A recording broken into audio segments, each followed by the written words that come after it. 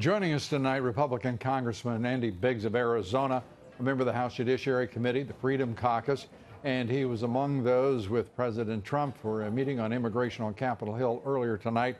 Congressman, great to have you with us. Give us your assessment of how that meeting with the president went, and where is that legislation, two bills that there are to provide in one form or another amnesty headed? Well, there's DACA amnesty in each one, and I think they're going to do a floor vote. I think their goal is to do that probably Thursday. I think they're whipping it. The leaders and the whip team are whipping it, counting votes and seeing if they've got enough votes for either one right now.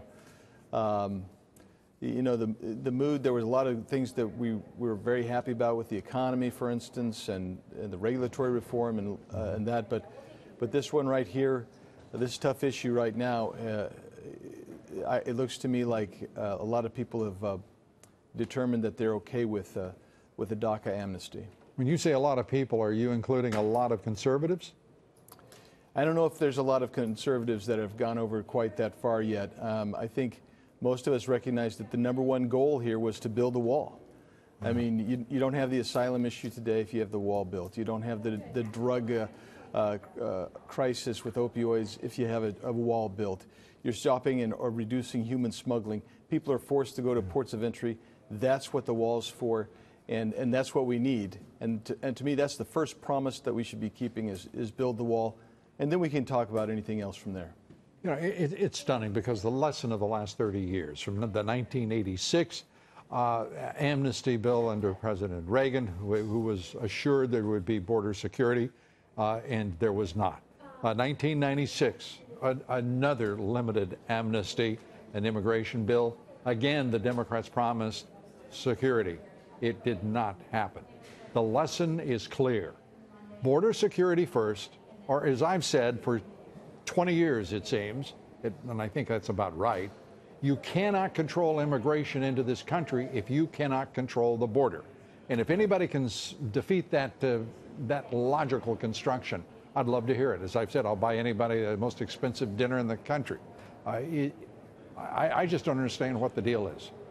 Well, you're exactly right. And let me add to your frustration, because this is part of my frustration. Either of these bills is going to give 1.8 million people DACA amnesty. And what that does is, remember, that's only for people here before 2007. Correct. So now you create a constituency for the people who are unaccompanied minors and children brought over. Remember, there were surges after the DACA of 2012 came in. So now you have another million, perhaps, or more even, from the 2008 to 2018. So in other words, it starts with a lie and then compounds a lie and is the typical Ryan nonsense, because no one saw these bills until these bills were presented to them in the conference, correct? Well, the Goodlatte bill's been out there, but I think they're going to try to stick to the Goodlatte bill. But this other bill... The Goodlatte bill is not the same bill that was started. That has already been chopped up. It is nothing but hamburger. And you know that Ryan and the Chamber of Commerce, the Business Roundtable, and the Koch brothers and Wall Street have told Ryan exactly what to push through. Am I wrong?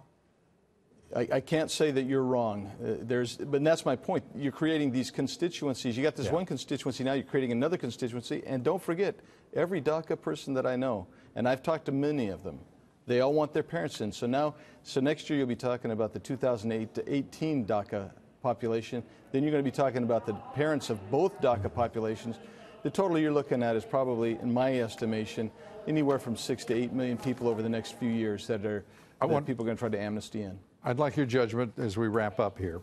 I have said on this broadcast that if the president were to sign an amnesty, that a Ryan amnesty in particular, that the Republican Party will lose 50 seats in the House of Representatives. Do you think I'm wrong?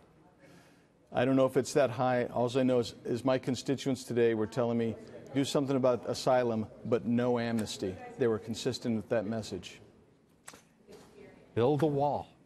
Build the wall. Couldn't be simpler or straightforward, as Congressman Andy Biggs said at the outset. Andy, thanks for being with us. Congressman, we appreciate it.